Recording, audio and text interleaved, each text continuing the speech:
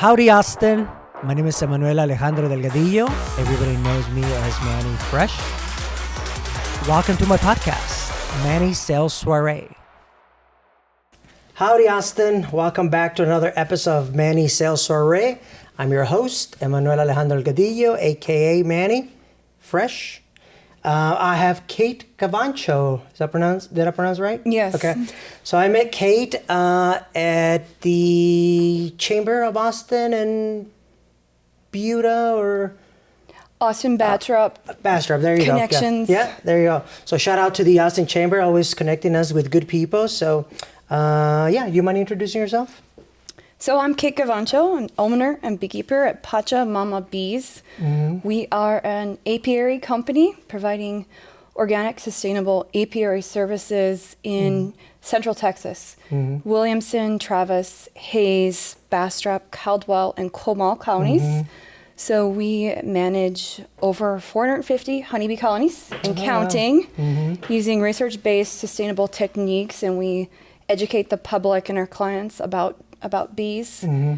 So we offer bee leasing services for landowners who are either small farmers or people who are seeking agricultural tax valuation on their land. Mm-hmm. We sell honeybee colonies. We do some education and training, whether it's one-on-one in their clients' beehives themselves or to like groups. And then we do swarm removals and extractions when honeybees take up spaces where where humans don't want them to live, like in their soffits or roof. And we sell a bit of honey. And lastly, we also do commercial beekeeping for commercial properties that want to diversify their sustainability initiatives.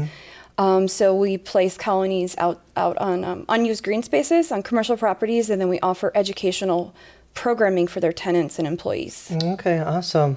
Very interesting. But before getting into all that and your business, tell us a little bit about yourself. So you're a neighbor from Des Moines, Iowa. We're from Des Moines, Iowa, and you're from Minneapolis, right? And then you lived in Egypt, Cairo, you lived in Buenos Aires, and then planted and rooted in Austin. Yeah, I never imagined I'd get here. Like you said, I grew up in Minnesota. I actually studied at the University of Minnesota, cultural anthropology. And I did my master's degree in sociology, anthropology at the American University in Cairo. And then I stayed there a little bit longer working, so I was there almost 4 years. And right out of grad school, I was working as a college instructor, an adjunct instructor, teaching sociology, anthropology. And then that was like 5 to 7 years, first 5 to 7 years of my career.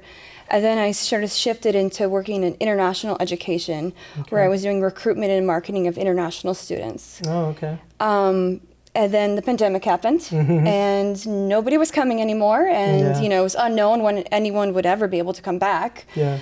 And at that time, Pacha Mama Bees was like, just started, and it was sort of like, a hobby or like a side hustle. And it was after some months of the pandemic happening, it was like, what are we waiting for? Why don't I make this my thing instead of working for someone else? Yeah. That also sort of coincided with, the birth of my first child. So it just made a lot of sense to do my own thing and have the flexibility of doing my own thing. Awesome. So the hubby and co-owner, Julio, right? He's from Peru, right? Yes. And then can you tell us, you told me this before, what Pacha means? PachaMama means Mother Earth in Quechua, which is a language, indigenous language to like Peru and Bolivia. Okay. That's where Julio's family came from. They came from the Andes in Peru. And, he grew up in Lima, but his grandparents lived off the land. They grew crops. They raised chickens, they built bricks, and they were using all the resources of the environment. Yeah. And that's what the idea of PachaMama embodies, is reverence to the earth and reciprocity to the earth, and working, making sure that what you're doing is going to prosper the earth and people at the same time. Yeah. And so when I was funding the business and we were talking about names, I was like, it's got to be Pacha Mama Bees. Yeah. I'm like, because that's part of what we're committed to. We're committed to promoting pollinators and conserving the natural environment, for the better. Yeah. So, how did you guys actually got into the bee? Does he have a background in this, or? So, my partner has no background. He got into it as a hobby. Oh, okay. So he was in his backyard in East Austin doing some landscaping projects, and he kept noticing all these bees. And, flying her over his head. And he was like, I wonder what that honey would taste like. And so he got into some beekeeping courses and, got one colony, and that becomes 2, and that becomes 3, and then you have 6. And it grows and grows and grows from there. Yes. And then I met Julio in 2018. And one of the first things he told me when we met was he was a beekeeper. And, I had a lot of questions. And more and more questions, you get answers to your questions, then it leads you to more questions. Well, how do bees do that? And how do they know that? And how do they navigate this? And so I went down that rabbit hole with Julio. And, he trained me in his colonies. So I had he was my mentor. He did the hands-on training. And then I listened to a bunch of podcasts and videos and read books and got the experience. Gotcha. So for the audience and myself, if you could dumb it down to me, because I'm a little dumb, tell me why does it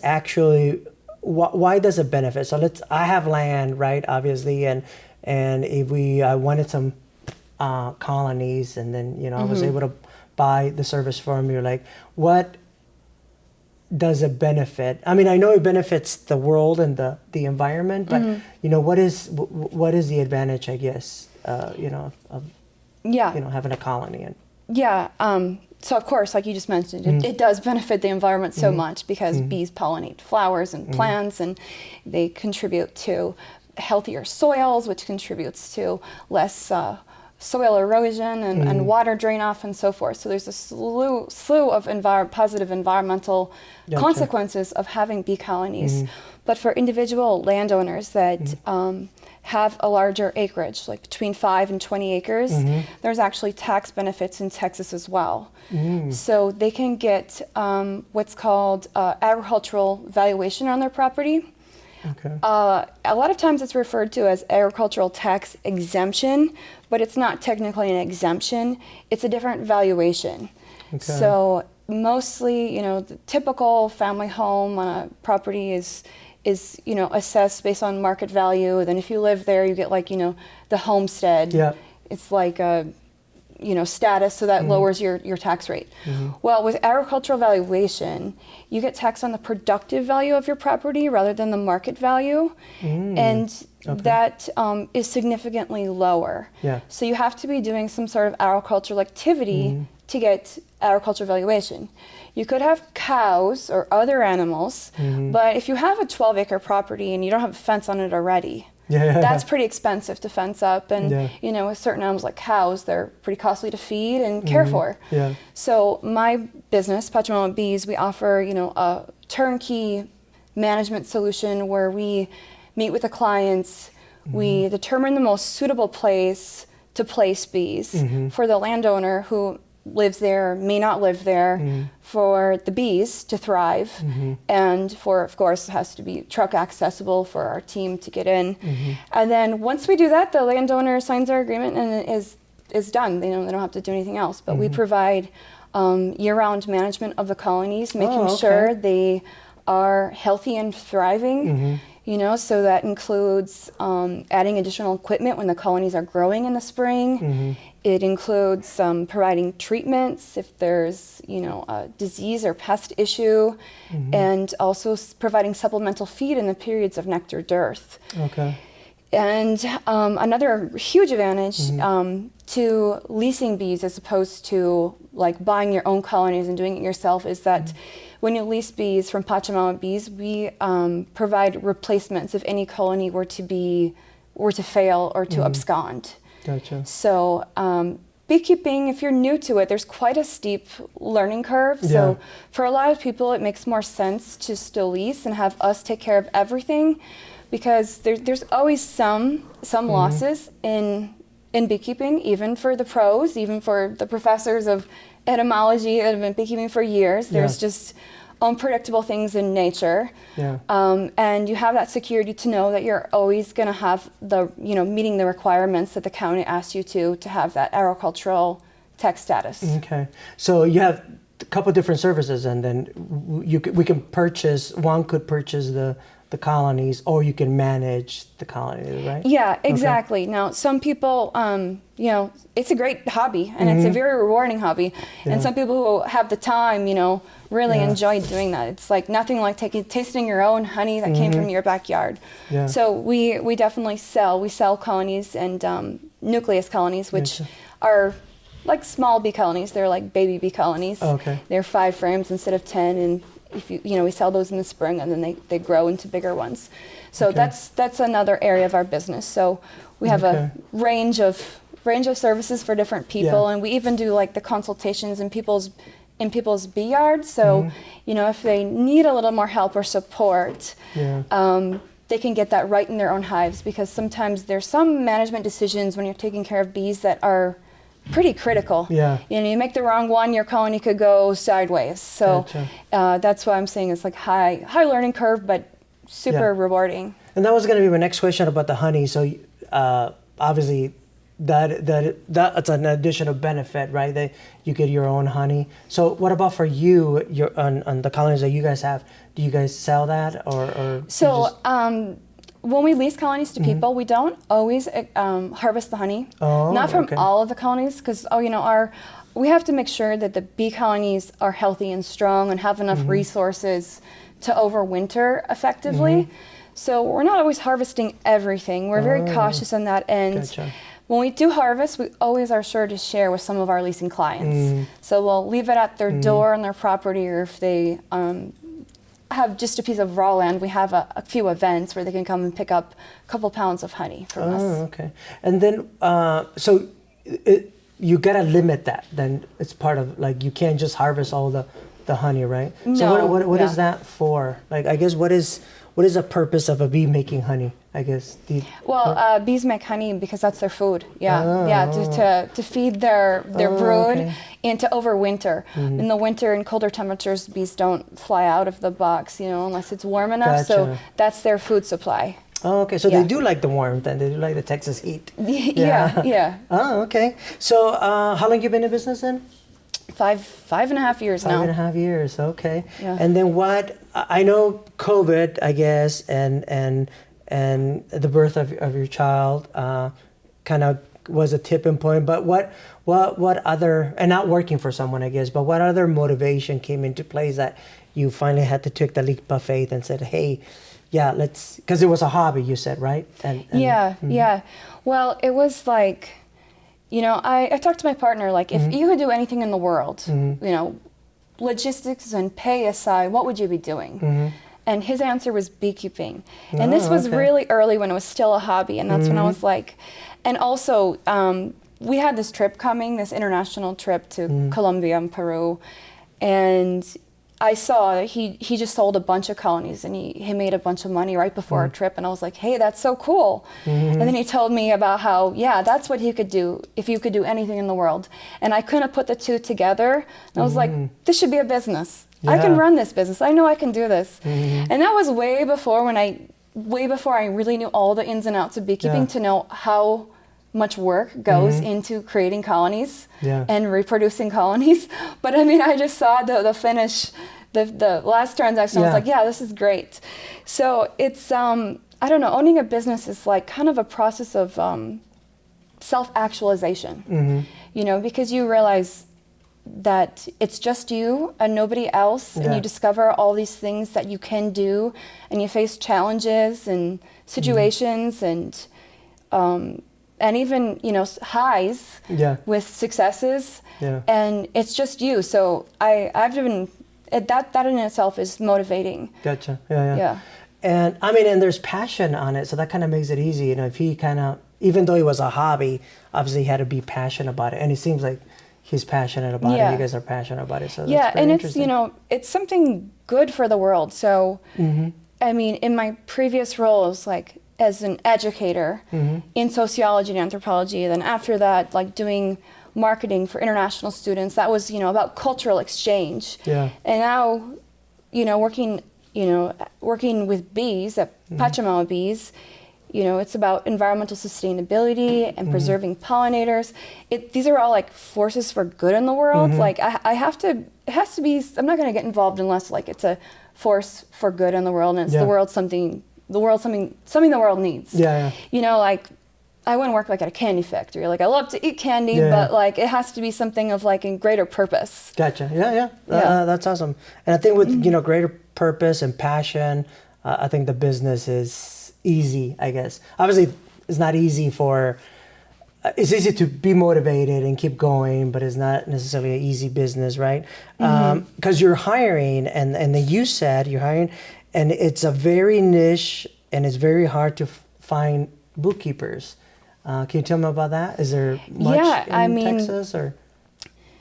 Beekeeping is just not a common profession. I mean, at the networking event that I met you at, I mean, I don't go to too many of those, but everyone was like, "Oh my God, you're a beekeeper," because you don't meet many beekeepers. You meet, handfuls of real estate agents or business architects and software engineers, but beekeeping is just very niche, and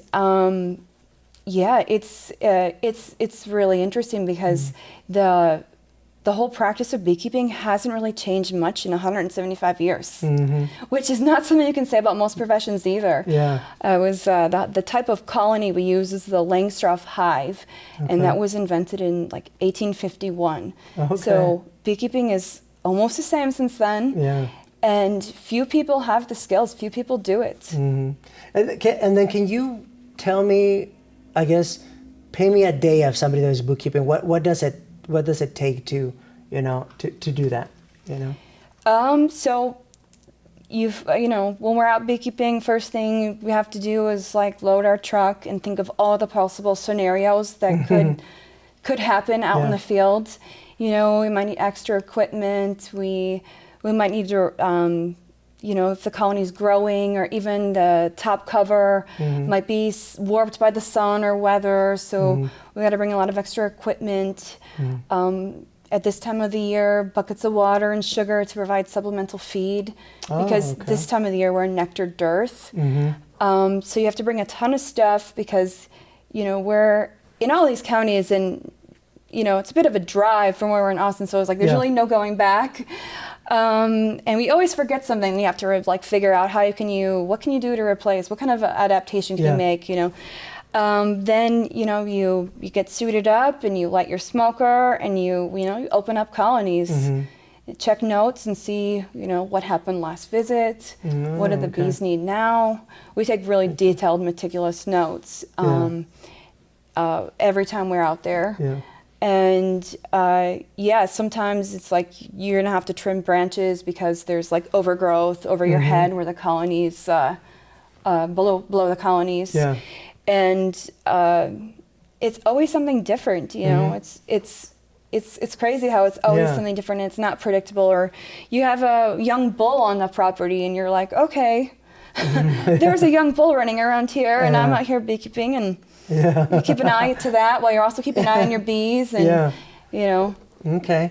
And then, so on the colony itself, are the bees free? Like they can go out, or they're kind of like secure? They're not like caged in. No, it's not like a dog kennel or something. I was trying to find the right word. I was gonna say incarcerated, but No, bees. The bees. There's like an entrance on the bottom of the box. Sometimes it's hard to tell because there's a baseboard, then there's the hive body, and there could be additional chambers on the top. But then there's the lid, and at the very bottom there's an entrance, which we make like wider or narrower throughout the year depending on the season and what's going on. But the bees go in and out. The only time we close them up is if we're moving them from one site to another site. But they come out, then you open the lid and a whole bunch of them come out. A lot more. So in an essence, they're like a bird, right? They know they come back to the nest, so they're free to roam around. They might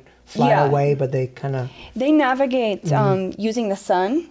They have like a built-in GPS where, we're using the sun. So some bees will scout, or scout bees will say, oh, there's a nectar source this way. And bees do a dance to communicate that information to the other bees. And then the bees know, okay, I need to fly 45 degrees, north. Oh, and then very interesting. Yeah. That's how they find it. And they also have this like birds have like some sort of electromagnetic sensor in their abdomen that guides their navigation. Oh, wow. Very interesting stuff. Yeah, there's a lot to know about honeybees, and the more you ask, the more you're like, what? And how does that work? And you can get like a basic understanding, but, or you can also like study beekeeping for like decades on end, there's the etymologists in universities that are like, you're looking at like one minute thing of like how bees produce royal jelly or how they make wax, and it's like, really, really, really in-depth stuff. It's super fascinating. Gotcha. And it's sort of like, beekeeping for me has been sort of like a gateway to appreciate all other species in nature, because this was a shift from working indoors and in urban environments to working outside. And then, now that I'm beekeeping, I'm thinking about, what plants are around me, what flowers are blooming, what kind of soil that is to get those flowers, and just about all these other species. And that sort of also coincides. I watch a lot of nature documentaries at home with my kids now. So it's like, in my previous life, I was never really thinking about, sea turtles navigating to the sea or the movement of whales or ants.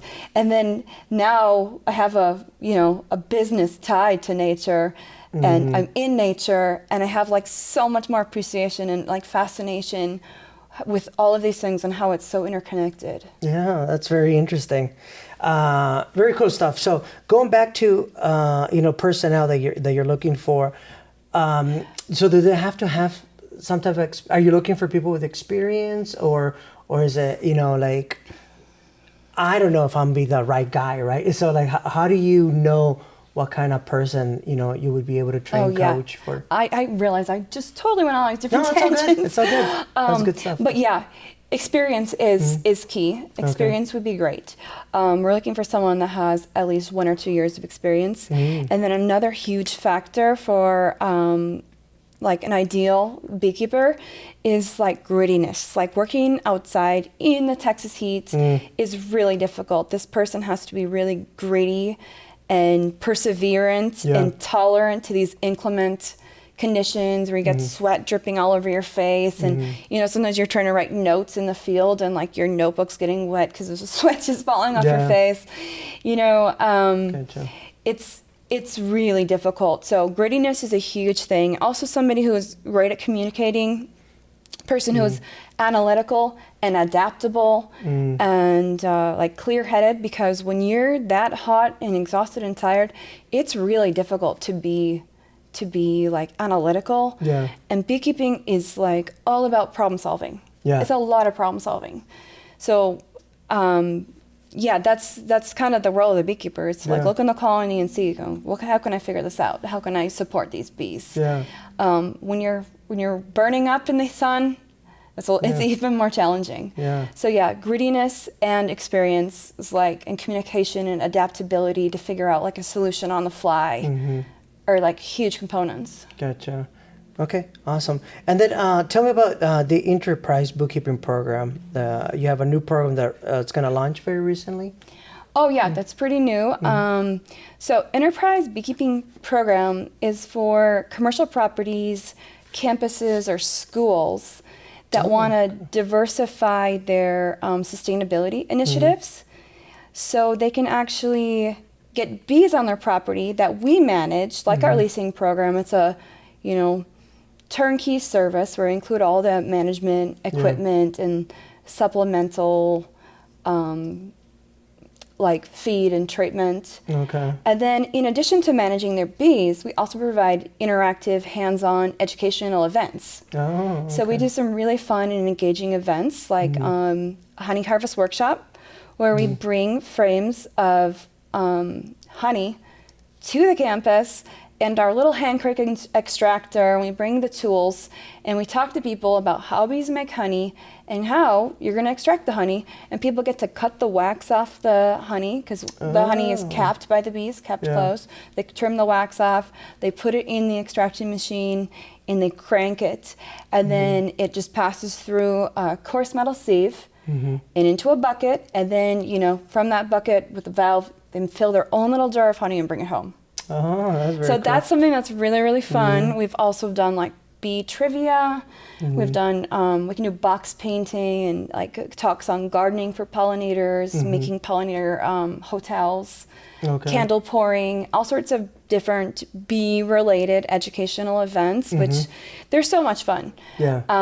You know, and then people have all this curiosity about how honeybees do things and how honeybees work, and you know, so it's just, it's fun to share the joy and educate the public. And I think people really crave that connection to nature, especially people who've been working in like office campuses, you know, under fluorescent lighting, you know, and they really like it. And it's been fun for me. It's totally different from when I used to teach sociology and anthropology, because those were like gen ed courses, and a lot of people were only taking the class because it was a requirement. And now I get to have people who are like there because they signed up and they're interested, and it's super fun. I love educating people. Okay, that's awesome. Now let's get back a little bit to the business. So what's something that you guys have, obviously it was a hobby and Julio's passion and you got passionate about it too, but what is something that it was like maybe like a turning and a lesson learned when it came to the business,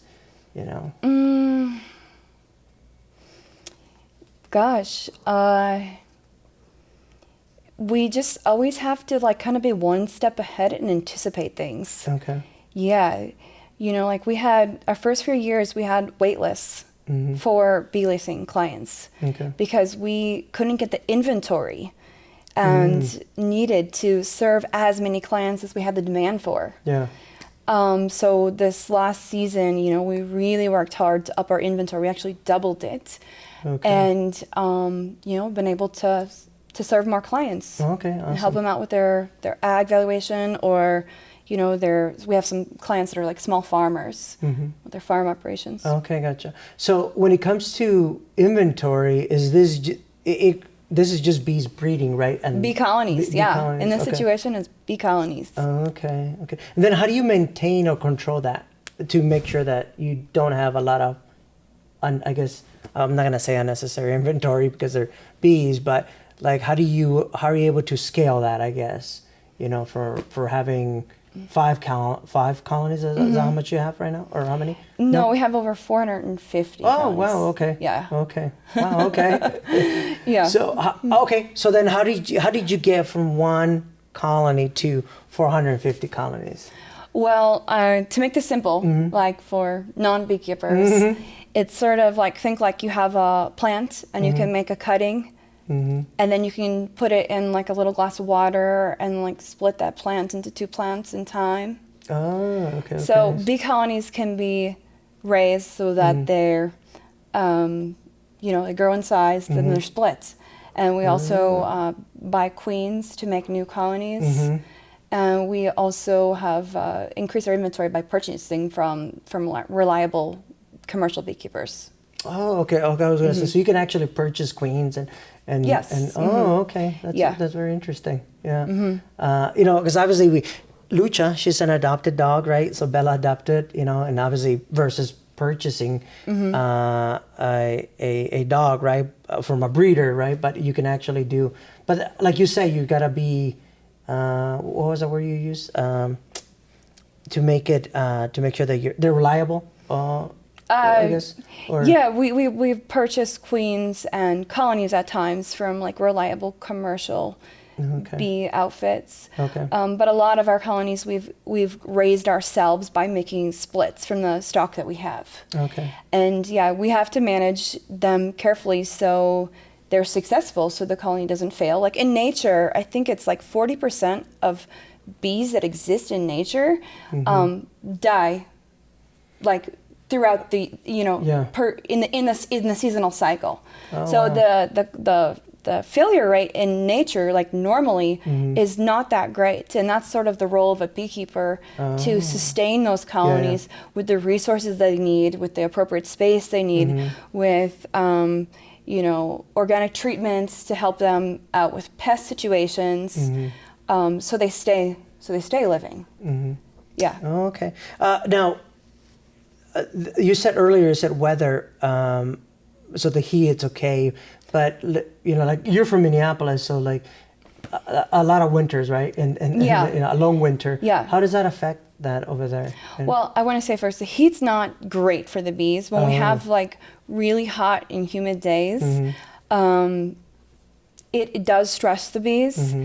Inside the colony, it's like between 92 and 95 degrees. Like that's where the bees like to keep it. But when it's triple digits and it's humid, the bees can get a little stressed. So we always make sure we place bees like in a shady area. Okay. So they're not just working on flapping their wings to cool themselves. Because if they're working really hard to cool themselves, there's some other functions in the hive that sort of may be left behind. It's just a stressor. Yeah. And not only that, we want to take care of our team. It's a huge difference, for anyone that's been outside in Central Texas, huge difference between shade and not shade. Yeah. So we want to have our beekeepers in a shaded area as well as they work. Okay. So heat is something that we have to be cautious about, and then cool as well. Bees don't get out of their colony in cold weather, and we have freezes and really cold winters we've had in the last few years. It's definitely a challenge and a threat to the colonies. Yeah. But what we do to prepare happens months before the winter comes.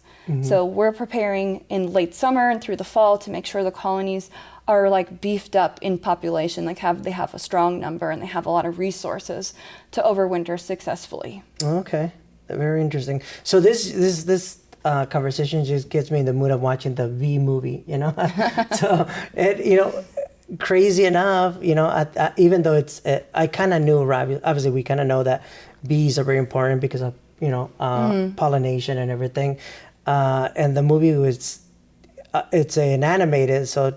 Now that we're talking, like the more I think about it, like okay, so it's a true story, like the essence or the plot of the movie, it's real, what's crazy is like I've read research that say, like there's some recent research that say bees have individual personalities, which is pretty crazy. I know, like just from working with bees, like certain colonies have different temperaments and personalities, but even bees have individual personalities, scientists have found.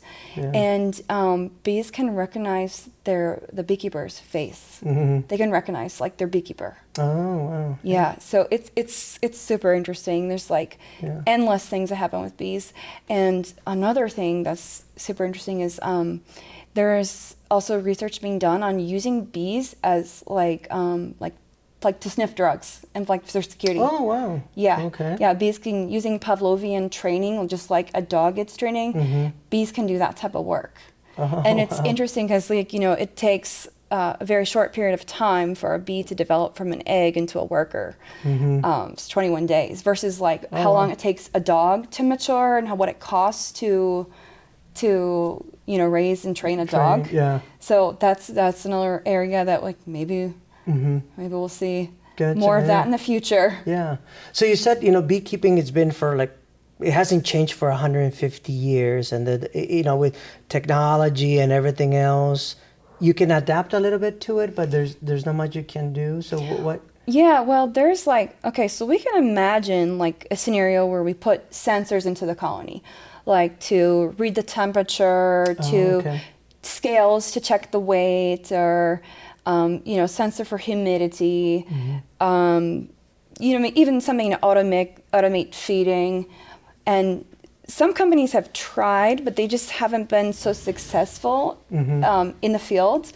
The bees kind of gunk up the equipment with wax and propolis. Okay. So those metrics aren't coming through. And I just think it's so fascinating because it's almost the same, and all these components exist. Like regular components, we have scales on a lot of things, and wearable tech that tells a lot of things, but it just hasn't really been successfully adapted into the bee colonies. One reason is definitely scale, because I've seen the price of those, and if I were to replace my almost 500 colonies, it would be incredibly expentive. Gotcha. And then if it's not even going to work, that doesn't seem like a good investment. But I think this is why in apiculture, so apiculture is like the formal word for beekeeping. Okay. Apiculture is a subset of agriculture. Apiculture is like pretty small scale still. Like whereas in the food producing mainstream ag is like dominated by a few big companies that have like huge hands in the market. Beekeepers are like more small scale or more medium size as a whole. Like no one beekeeping company has more than 5% of the industry. Okay. And I think this is maybe due to the fact that it's not mechanized in the way agriculture at large is. We still need humans to do the beekeeping work.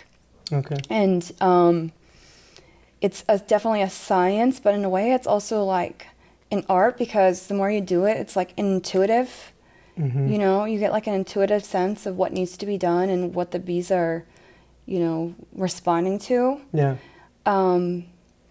So yeah, it's just really fascinating. Yeah. So you have, because it's a small niche and you don't have a lot of, I don't know if that's the right word, competition, but do you know other beekeeping businesses, or is it a very small world? It's a little bit of a small world. Okay. I mean, there are a few other providers, but a lot of companies are like one-person operations, owner-operator, and that makes us a little bit different, because we get calls from customers that say, I reached out to a few other people, but nobody returned my phone call, or I had a beekeeper servicing my yard, but it took like 3 months to get an email answered. And that's just kind of like, I get it, because when you are, if you're a one-person operation and you're in the yard from sunrise to sunset and, driving around between yards, it's exhausting, and it's, it's hard to pick up the phone and call, at 7 or 8 p.m. So that's where we're a little bit different. We have kind of a smooth business operation. We have automated invoices, and we have a strong system of collecting data and producing year-end reports for our clients that lease bees from us or that participate in our enterprise beekeeping program. Oh, okay. So what is your ideal type of customer, or I'm sorry, who is your customer? So I'm interested to see, is it just somebody that wants good for the environment, or what type of customer do you actually get? Yeah, it's varied, because we sell and offer so many different services and products. Like a honey buyer could be a lot of different people. 85% of Americans consume honey, and a lot of people in Austin care about local good quality honey. So that is just totally a mixed bag. But we have landowners that lease bees from us, and about half of them live on their property, and then maybe another half have property that they plan to develop in the future, or they're holding it on as an investment. And leasing bees can really reduce the costs. And then for our enterprise beekeeping program, we're a little bit picky about who we work with. We don't want to just put bees anywhere just to have another client. There are some like that, but it has to be ideal conditions for the honeybees to thrive in, and safe conditions for our team to work in. So we look for larger commercial campuses that have unused green space on the ground, as opposed to a roof, because rooftops get just so hot. They're often it's a lot of white concrete, and it just absorbs so much heat. Gotcha. And then and clients who buy honeybees from us, a lot of retired people get into beekeeping as a hobby. Yeah. Oh, okay. That's often, Yeah, and that's kind of like a lot of people who have the beekeeping skills are people who don't really want to work anymore. So like when we're hiring, it's like those people who know beekeeping from being a hobbyist beekeeper are like the retired crowd. Gotcha. And they're not going to work, you know, 8 or 10 hour days in the hot sun. Yeah, okay. So that was going to be my next question about like the green and the shade and being out in the country. So you wouldn't be able to put it within the city limits, right? Like somebody, you know, here around the area, and then they have a nice backyard.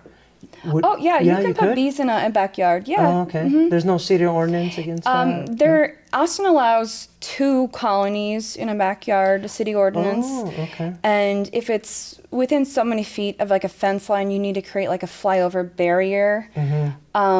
It's possible like in a residential backyard, but like in a really crammed like building downtown, like a high rise on a roof, like we wouldn't really opt for that's not ideal for us. But I mean, Austin's pretty big and expansive, so there's still a number of places to have bees, and there are a number of bees. Oh, okay. So you would be able to put it in a residence. Okay. Okay. I figured there was, you know, a horrible neighbor wouldn't want it to be there, so I figured there would be like city ordinance, but you can set up to 2 colonies. Yeah, up to 2 colonies, and I think I believe there's no like state laws about it, and federally I think there's actually laws that protect people's right to keep bees because it's important to keep bees. Yeah. And it's like whether you know there's a colony at your neighbor's house or not, like there's still bees out there, and not only honeybees but like native bees. Okay. You know? What's the difference between then like a wasp and then a bee? Then what would it be?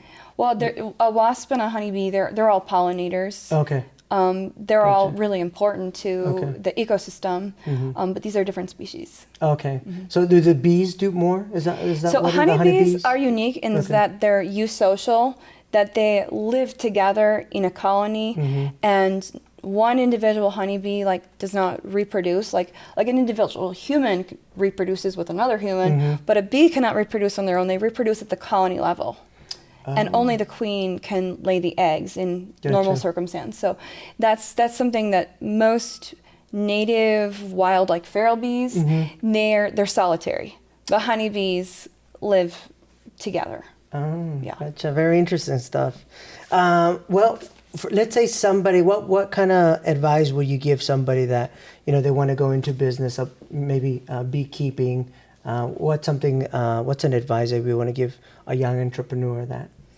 Well, I would just say, you know, take as many courses as you can, follow the beekeeping podcasts, network with other beekeepers, and really make a plan as to how you're going to operate your business in a strategic way, so you can take it from, you know, one level to the next level to the next level strategically, investing in the right things, the right use of your time, because you can't spread yourself too thin, but you also can't like wait till like the ideal moment, you know, where all conditions are right and you feel really cozy and comfortable, because at that point you probably miss the opportunity. Yeah.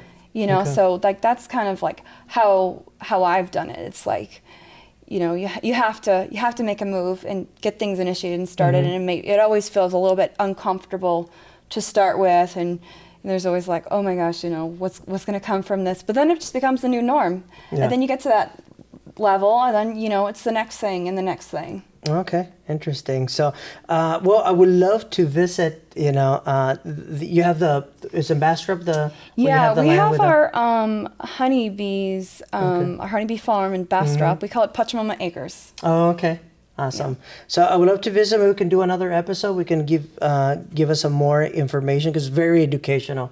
Yeah, we'd love to get you in the hives and open up a colony and have you see what it's all about and learn some more. Yeah, that'd be cool. So before we take off, because we're running out of time, you know, for anybody commercial that you're looking for your program, or anybody that wants to get a hold of you, hire your services, buy colonies, or lease, you know, how can people get a hold of you?